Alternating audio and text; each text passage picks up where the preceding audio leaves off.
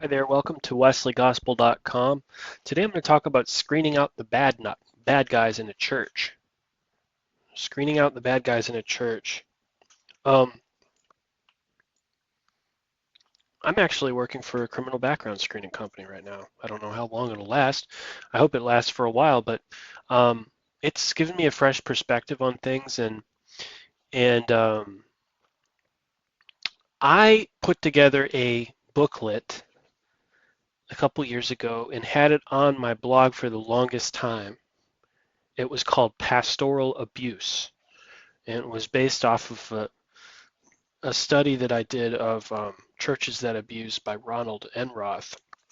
It was one of my top hits on downloads and views, but I took it down recently for several reasons because I don't want to be construed as an anti-pastor person.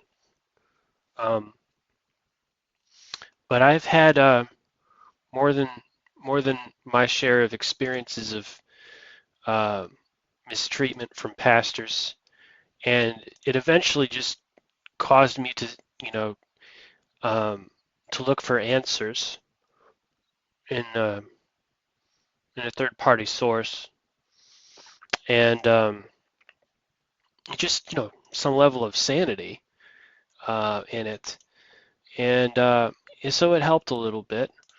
But and I've done several recordings of this, and I think I'm going to make this my third draft. If I can just find my old writing here. Yeah, it's not on my desktop. Maybe I can get it pulled up off of my media on my blog because I'm not gonna keep it viewable. If I become a pastor someday, I will probably do a comprehensive study of pastoral theology. Maybe I'll study Thomas C. Oden alongside John MacArthur and then combine it with the pastoral abuse study. And I think that would have a comprehensive game plan about how to pastor properly and how to avoid pastoral abuse mistakes that could happen either A, through myself, or B, through some co-minister in my sphere of influence. So let's see if I can find at least the document. Okay, so I just want to reiterate that I am not anti-pastor, okay? Although I wrote this during a time that I was anti-pastor when I was in the house church theology. Um, so there might be an anti-clerical strain in what I'm saying here, but I'm going to um, try to be sensitive to that because I've come full circle. I believe in the fivefold ministry. It's been about 15 years since I stopped believing in it. I just got distracted, you know. But Ephesians 4:11 says apostles, prophets, uh, evangelists, pastors, and teachers. House church theology says just whatever, everybody's the same. That's different. That's weird. And so anyway, Matthew 7:15, beware of false prophets who come to you in sheep's clothing, but inwardly they are ravenous wolves. This is the key verse, I think. They're false, they're pseudo-prophetes. They're false prophets, they're liars. There's something lying about these guys. And they are prophets. They may even have word of knowledge ability. But at the very least, they're teachers. They presume to be theological teachers, and they will get up into the pulpit. So there's a lying element about them, and they get up into the pulpit. They may or may not have word of knowledge ability. Pseudo-prophetes, false prophets, come to you in sheep's clothing. They look like ordinary church members, meek, humble, kind, but inwardly they're just mean. They're mean. They're ravenous. What does ravenous mean? Ravenous means they're hungry. Maybe they're hungry for your money or hungry for something else that you have. Okay. Um, it's not accuser of the brethren for me to say this, but Mike Bickle is a false prophet, and apparently, for 25 years he's been sexually assaulting women in his church, and only now has it come out. Why has it taken so long? Because there's not any criminal background screening going on in these churches. I am of the opinion now that and I know there's no Bible verses to really teach this, but I mean, I think you could draw the conclusions that if a person stands in the pulpit, they should have a criminal background check done on them. You can have criminal background checks done for 6, 7, maybe $20 a person. I mean, I know this now because I'm in this business now. It's not expensive to do a criminal background check. So if a person is standing in the pulpit, yeah, do a criminal background check on them. Ask their permission. There's a church that my that my oldest daughter goes to for a youth group, and they asked my wife, because she goes there a lot to drop her off. They had asked my wife if she wanted to fill out a volunteer form, and part of that involved her doing a criminal background check on her, and I was kind of offended by that. I thought it was weird. I'd never heard of such a thing, and because they'd known her for so long, and she was even a teacher there once. But now I'm like, oh my gosh, yeah, there's so many abusive things that happen in ministries, to the point of even like people being molested, that yeah, it's hey, just to be safe. And if a person's against it, explain why. Well, we've had some stinkers come in here before and they've assaulted people. There's been some scary things that have happened. We just don't want to have that happen. And I'm not saying that you're like that. It's just a procedure that we follow around here. There's a third-party investigation firm. It's kind of like an after-the-fact thing, but maybe it's a before-the-fact thing, and it's called Grace, all caps, Grace, and it has been integral in getting the Mike Bickle thing worked out. Their website is, let's see here.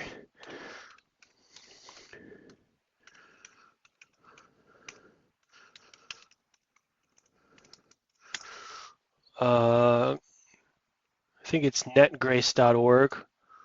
Netgrace.org. Yeah, godly response to abuse in Christian environment. I don't know how expensive they are, but there's groups out there like this.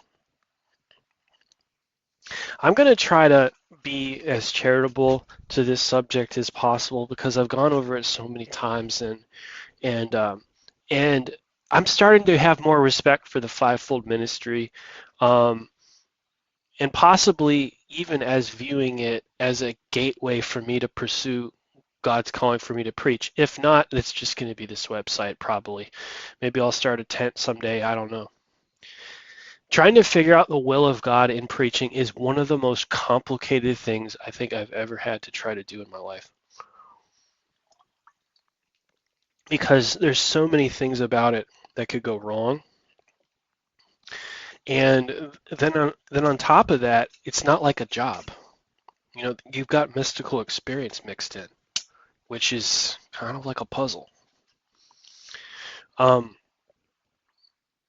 one of the major things, based off of the research of Ronald Enroth, a sociologist who put together a book called Churches That Abuse, is power trips. If you really want to know off the top, real quick, if a preacher or a wannabe preacher in your church is a bad guy, here's the number one red flag. Power trips. This happens like 10 times in that book. It happens like 10 times in that book as the number one thing that you need to be aware of. of wannabe preachers in your church. Does that person have a power trip? Does that person like to lord it over the flock? That's the number one thing you need to be uh, looking out for. 1 Timothy 3:2-5, the overseer must be above reproach, faithful to his wife, temperate, self-controlled, respectable, hospitable, able to teach, not given to drunkenness, not violent but gentle, not quarrelsome, not a lover of money.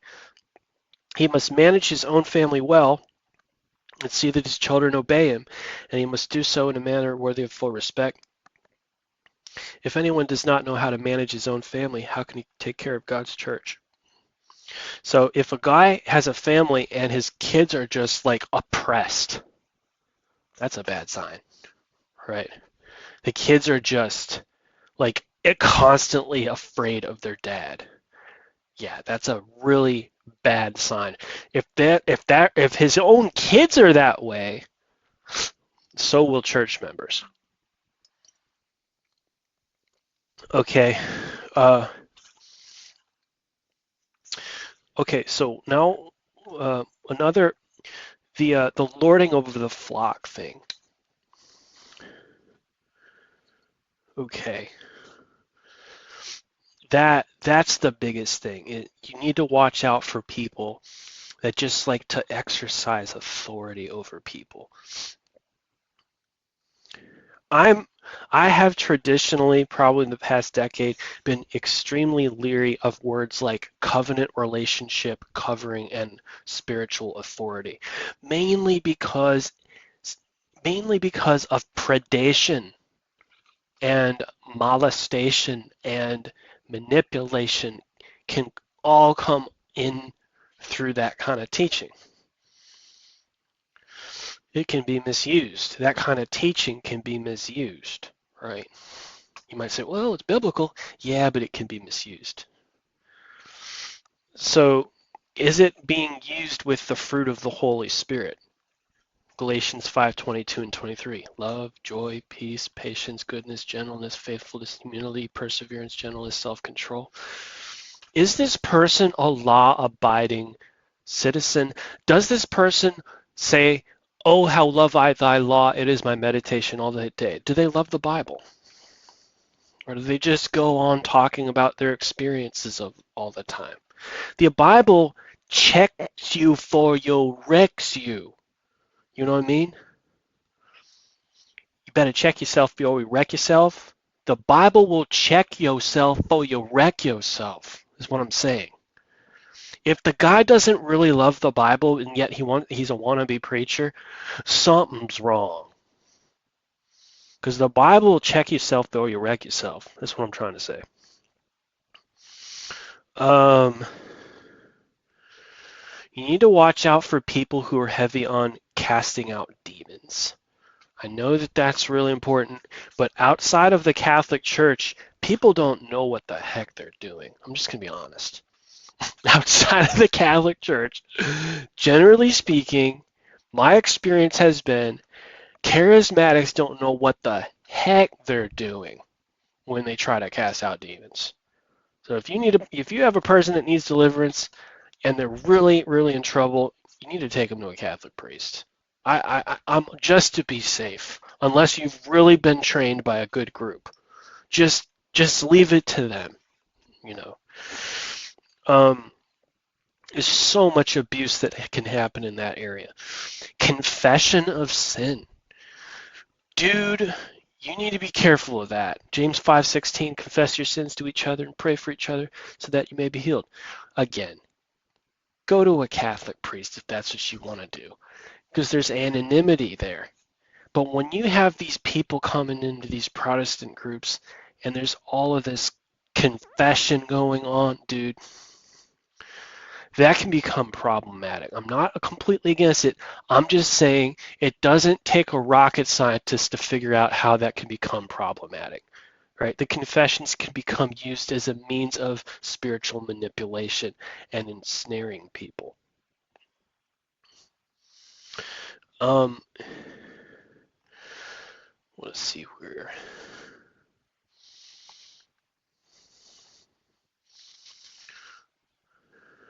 one-upmanship. This goes right back to the whole power trip thing. If you have people that are just competitive, they talk about ascending the ladder, they talk about being in charge of other people, they talk about that theme a lot.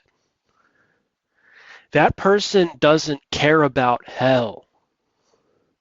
They care about having authority over other people through some sort of a servant leadership model, and they use the word leader a lot. Okay? They're not thinking about hell. They're not spirit world minded.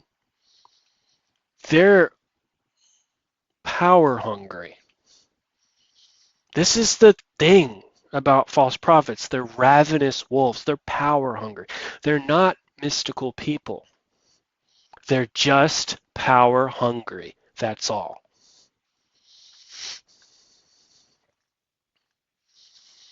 They have no hunger to go out and save lost sinners from hell. It's just power hungry.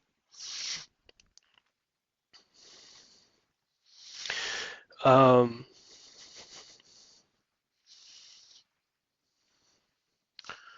Let me read the larger text. Matthew 7:15-20.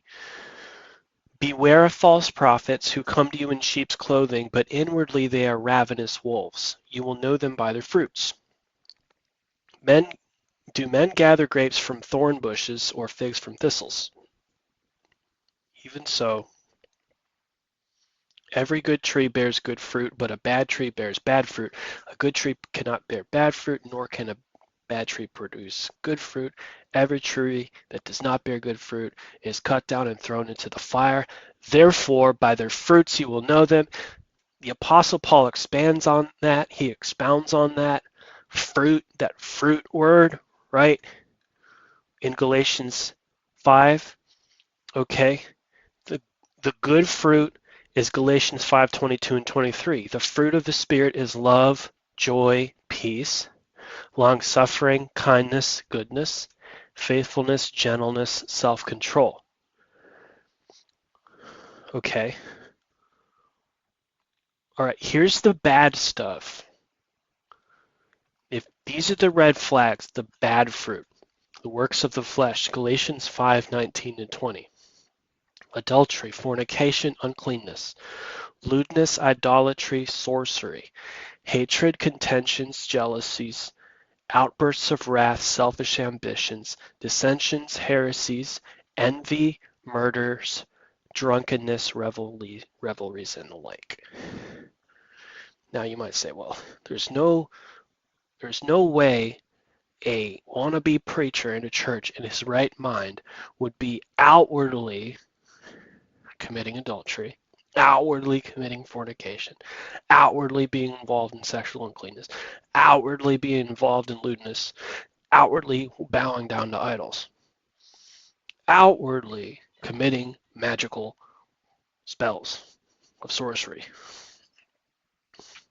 He might break out with acts of hatred sometimes. Don't we all? He might sometimes argue over doctrine. Don't we all? Hatred and contentions. He might be jealous. Ooh, now there. Don't we all, though? Some friend of yours might be like, I'm so jealous.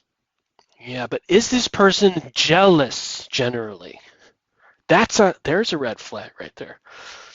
Are there outbursts of wrath with this person on a normal basis?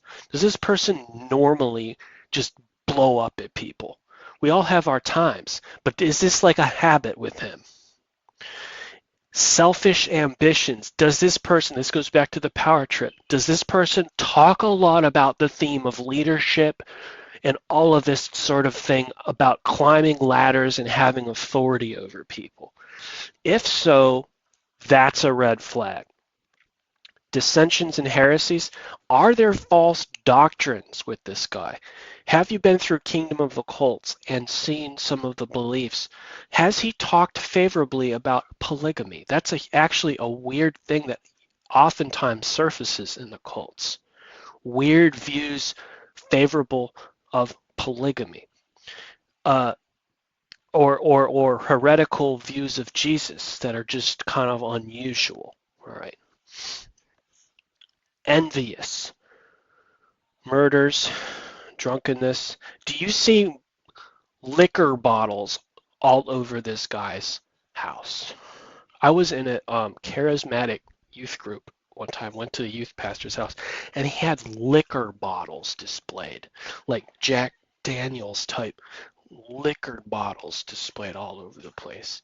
It's one thing if you're into moderate wine drinking, it's another if you've got like hardcore 50% whiskey or 90% like whiskey, and it was just horrible, right? And let me also add this, movies.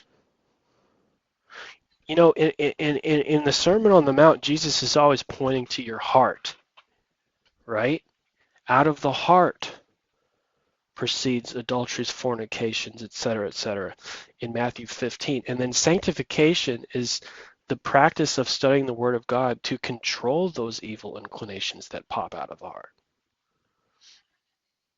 So it's important to understand human nature for what it really is. And then it's important to understand how sanctification happens. It happens through Bible study and Bible obedience. If movies are not ever, it's not even a debatable issue about using things like ClearPlay or VidAngel or watching things that are on the cleaner side. Right, and that's not even like a conversation with this person, and he's a wannabe preacher, and he just watches whatever. Look, I would consider that person to be in a backslidden condition. I've been in that condition before, and I acknowledge it as such. That's backsliding.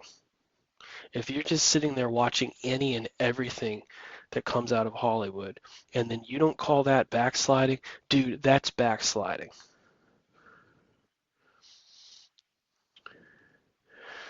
Ephesians 5:4, nor should there be obscenity, foolish talk, or coarse joking. Okay, if that's going on, if the guy's a cusser, you should not view that as Christian liberty. You should view that person as that person's carnal. They're not walking in sanctification. That's a red flag. That's something that you can observe on your own. We're not omniscient. We can't know everything that God knows, but there's red flags that we can look at, and we can know them by their fruits and stuff like that.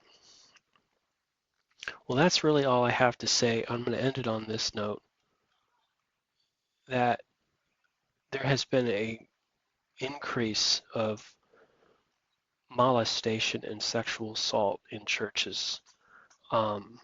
I don't know what the research is, but it's bad, dude. I mean, look at Mike Bickle. He's been doing it for 25 years. So I just think that it's important to do criminal background screening. If a person's going to stand in the pulpit, and if anybody ever asked me, John, would you like to preach today? I'd be like, nope, not until you do a criminal background screen on me. I want you guys to see that I'm clean, at least in that area, right? Because I'm telling you guys, I mean, there are molesters coming into churches, child molesters, you name it, woman molesters. I mean, it could be happening more often than you would like to imagine.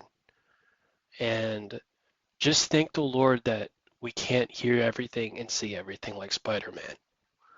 Because if that were the case, we would probably just collapse if we knew everything that was in everybody's heart. God bless you out there. This is John with WesleyGospel.com.